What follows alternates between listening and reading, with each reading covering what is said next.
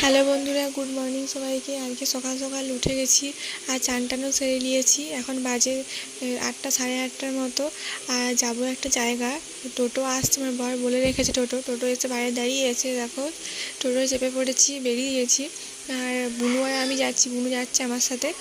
তো যাচ্ছি হচ্ছে ছবি করাতে।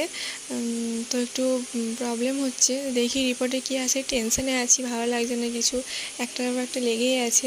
আর এটা দেখছো, এটা হচ্ছে আমাদের বাঁকুড়ার সতীঘাটের বজরংবলী মন্দির, তো খুব জাগ্রত। আর এই দেখো, এসে পরে ভাত টাত খেয়ে পরে একটু ঘুমিয়ে গেছিলাম।